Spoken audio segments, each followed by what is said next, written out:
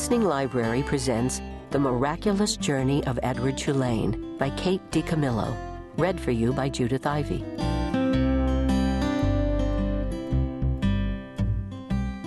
Chapter 1. Once, in a house on Egypt Street, there lived a rabbit who was made almost entirely of china. He had china arms and china legs, china paws and a china head, a china torso and a china nose.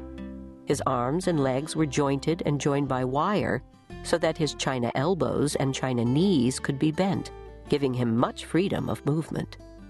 His ears were made of real rabbit fur, and beneath the fur there were strong, bendable wires, which allowed the ears to be arranged into poses that reflected the rabbit's mood: jaunty, tired, full of ennui. His tail, too, was made of real rabbit fur and was fluffy and soft and well-shaped. The rabbit's name was Edward Tulane, and he was tall. He measured almost 3 feet from the tip of his ears to the tip of his feet. His eyes were painted a penetrating and intelligent blue. In all, Edward Tulane felt himself to be an exceptional specimen. Only his whiskers gave him pause. They were long and elegant, as they should be, but they were of uncertain origin. Edward felt quite strongly that they were not the whiskers of a rabbit. Whom the whiskers had belonged to initially, what unsavory animal, was a question that Edward could not bear to consider for too long, and so he did not. He preferred, as a rule, not to think unpleasant thoughts. Edward's mistress was a 10-year-old dark-haired girl named Abilene Tulane, who thought almost as highly of Edward as Edward thought of himself. Each morning, after she dressed herself for school, Abilene dressed Edward. The china rabbit was in possession of an extraordinary wardrobe, composed of handmade silk suits, custom shoes fashioned from the finest leather and designed specifically for his rabbit feet, and a wide array of hats, equipped with holes so that they could easily fit over Edward's large and expressive ears. Each pair of well-cut pants had a small pocket for Edward's gold pocket watch.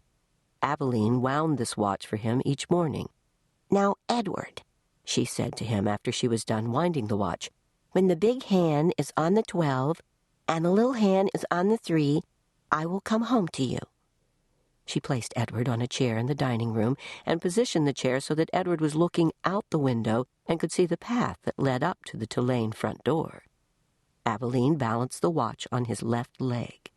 She kissed the tips of his ears, and then she left, and Edward spent the day staring out at Egypt Street, listening to the tick of his watch, and waiting. Of all the seasons of the year, the rabbit most preferred winter, for the sun set early then, and the dining room windows became dark, and Edward could see his own reflection in the glass. And what a reflection it was! What an elegant figure he cut! Edward never ceased to be amazed at his own fineness. In the evening, Edward sat at the dining room table with the other members of the Tulane family: Abilene, her mother and father, and Abilene's grandmother, who was called Pellegrina. True, Edward's ears barely cleared the tabletop, and true, also, he spent the duration of the meal staring straight ahead at nothing but the bright and blinding white of the tablecloth. But he was there, a rabbit at the table. Abilene's parents found it charming that Abilene considered Edward real, and that she sometimes requested that a phrase or story be repeated because Edward had not heard it. "Papa," Abilene would say, "I'm afraid that Edward didn't catch that last bit." Abilene's father would then turn in the direction of Edward's ears and speak slowly, repeating what he had just said for the benefit of the china rabbit. Edward pretended, out of courtesy to Abilene, to listen, but in truth he was not very interested in what people had to say, and also he did not care for Abilene's parents and their condescending manner toward him. All adults, in fact, condescended to him. Only Abilene's grandmother spoke to him as Abilene did, as one equal to another. Pellegrina was very old. She had a large, sharp nose and bright black eyes that shone like dark stars. It was Pellegrina who was responsible for Edward's existence.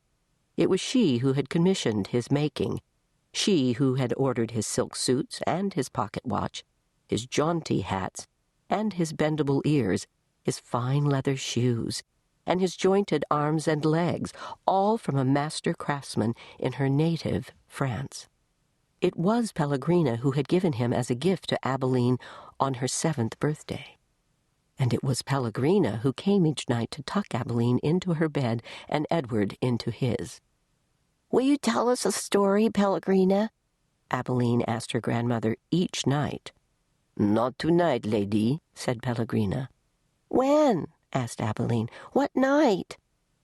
"Soon," said Pellegrina. "Soon there will be a story."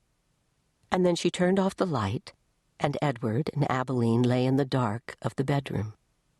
"I love you, Edward," Abilene said each night after Pellegrina had left. She said those words, and then she waited, almost as if she expected Edward to say something in return. Edward said nothing. He said nothing because, of course, he could not speak. He lay in his small bed next to Abilene's large one. He stared up at the ceiling and listened to the sound of her breath entering and leaving her body, knowing that soon she would be asleep. Because Edward's eyes were painted on and he could not close them, he was always awake. Sometimes, if Abilene put him into his bed on his side instead of on his back, he could see through the cracks in the curtains and out into the dark night. On clear nights, the stars shone, and their pinprick light comforted Edward in a way that he could not quite understand.